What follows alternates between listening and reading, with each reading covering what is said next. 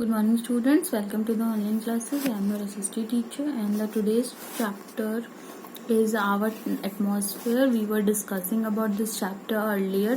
तो now the today's topic is structure of atmosphere. तो आज हम देखेंगे कि एटमॉस्फेयर का स्ट्रक्चर कैसा है। देखिए हमारा जो एटमॉस्फेयर है ये अर्थ सरफेस से 1600 किलोमीटर ऊपर तक है, ठीक है, और ये डिफरेंट लेयर्स में बटा हुआ है। तो जो सबसे नियरेस्ट लेयर है अर्थ का एटमॉस्फेयर से वो है आपका ट्रोपोस्फेयर, उसके बाद है आपका स्ट्रैटोस्फेयर, फिर है आपका थर्मोस्फेयर, मेसोस्फेयर, फिर है थर्मोस्फेयर और लास्ट में है एक्सोस्फेयर। तो ये 5 लेयर्स है जो धीरे धीरे ऊपर तक जाता है। तो जो सबसे पहला लेयर है और बहुत ही डेंस लेयर है वो है आपका ट्रोपोस्फेयर। ये अर्थ से क्लोजेस्ट लेयर है और ये टोटल 13 किलोमीटर ऊपर तक है और इसमें जो वेरियस मिक्सचर्स है गैसेस का वो डिफरेंट प्रोपोर्शन में है। और जितना भी वेदर चेंजेस होता है, जैसे मान लीजिए फॉग आना, रेनफॉल होना, लाइटनिंग, बिजली चमकना, क्लाउड का फॉर्मेशन, ये सारा कुछ इसी लेयर में होता है। और इस लेयर में क्या है कि कार्बन डाइऑक्साइड हीट को अच्छे से रेडिएट कर पाता है, जिससे क्या होता है रात में भी उतनी ठंड नहीं होती है। दूसरा है कि ये अगर हम 165 मीटर ऊपर जाएंगे तो क्या होगा, क्लाइमेट में 1 डिग्री सेल्सियस का चेंज आ जाता है। तो जैसे हम लोग टेम्परेचर को नापते हैं ना, मेजर करते हैं सेल्सियस में कि आज का टेम्परेचर कितना है, दिन का रात का है, तो आप सेल्सियस में उसको नापते हैं, मेजर करते हैं। तो धीरे धीरे जब हम ऊपर जाते हैं तो टेम्परेचर कम होते जाता है। तो इसका रीजन ये है कि हम जैसे ही 165 मीटर ऊपर बढ़ेंगे 1 डिग्री कम हो जाएगा। तो ये जो चेंज आता है डिग्री बाय डिग्री, इसको हम लैप्स रेट कहते हैं।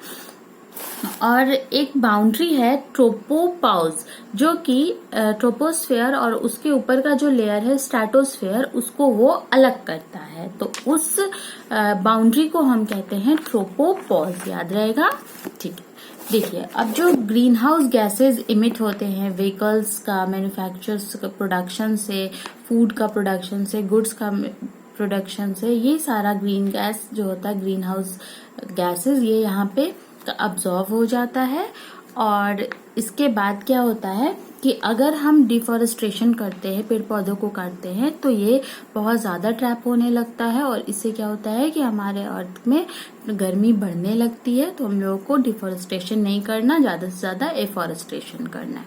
ट्रोपोस्फेयर के बाद दूसरा जो लेयर आता है वो होता है स्ट्रैटोस्फेयर। देखिए ये इसमें क्या होता है कि जो 50 किलोमीटर ऊपर तक है ये ट्रोपोस्फेयर से, और इसमें किसी तरह का कोई ट्रबलेंस नहीं होता है, इसलिए ये जो लेयर है ये सुटेबल माना जाता है फॉर फ्लाइंग प्लेन्स और एयरजेट। तो जितना भी एरोप्लेन्स वगैरह फ्लाई करता है आप देखते होंगे, तो ये स्ट्रैटोस्फेयर में ही फ्लाई करता है।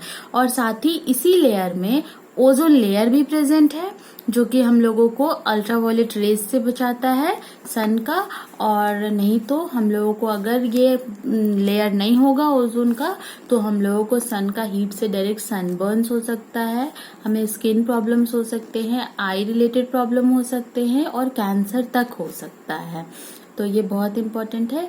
इस लेयर में ये फ्री होता है कोई भी वेदर फिनोमिना से, यहाँ पे किसी तरह का कोई वेदर फिनोमिना नहीं होता, लेकिन हाँ लिटिल वाटर वेपर, डस्ट और कुछ अमाउंट में यहाँ पे मिलते हैं, लेकिन क्लाउड, बादल इस लेयर में बिल्कुल भी नहीं होता है, ठीक है। और इसके बाद का जो लेयर है वो है आपका मेसोस्फेयर। देखिए ये स्ट्रैटोस्फेयर से जस्ट ऊपर लाई करता है और ये 80 किलोमीटर ऊपर तक जाता है। यहाँ पे टेम्परेचर धीरे धीरे डिक्रीज होने लगता है और यहाँ पे टेम्परेचर -100 डिग्री सेल्सियस तक भी पहुंच जाता है। और जब -100 डिग्री सेल्सियस पहुंच जाता है तो उस एरिया को, जहाँ पे ये टेम्परेचर होता है, उस एरिया को हम मेसोस्फेयर, ये मेसोपॉज कहते हैं।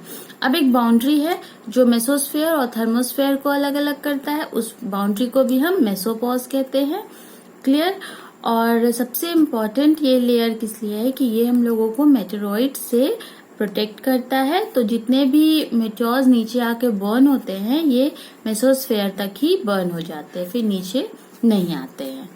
देखिए इसके बाद का जो लेयर आता है वो है हमारा थर्मोस्फेयर। ये अबव होता है मेसोस्फेयर से और एक्सोस्फेयर के बीच में होता है नीचे। ये लेयर 400 किलोमीटर तक फैला हुआ है अर्थ सरफेस से। इसका जो लोअर पार्ट होता है इस लेयर का, थर्मोस्फेयर का लोअर पार्ट को हम आयनोस्फेयर कहते हैं, क्योंकि यहाँ पे मैक्सिमम कंसंट्रेशन होता है इलेक्ट्रिकली चार्ज पार्टिकल्स का, जिसको हम आयंस कहते हैं ना। ये तो आप पढ़े होगे केमिस्ट्री में, ठीक है। और यहीं से क्या होता है, रेडियो वेव्स रिफ्लेक्ट करता है, और ताकि हम सैटेलाइट्स के थ्रू कम्युनिकेशन कर सकते हैं। जितना भी वायरलेस कम्युनिकेशन है, वाईफाई वगैरह, ये यहीं से जनरेट होता है।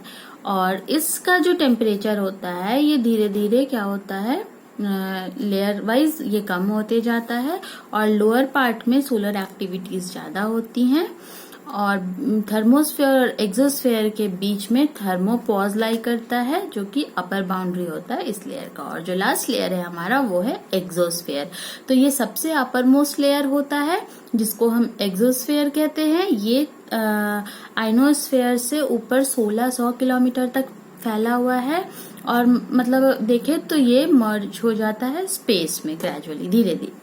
तो ये लेयर बहुत ज्यादा ही एटम्स और मॉलिक्यूल्स को कंटेन करता है, और इस लेयर में मॉलिक्यूल्स जो होते हैं वो नेग्लिजिबल होते हैं, और एकदम थिनेस्ट लेयर, पतला लेयर होता है एटमॉस्फेयर का।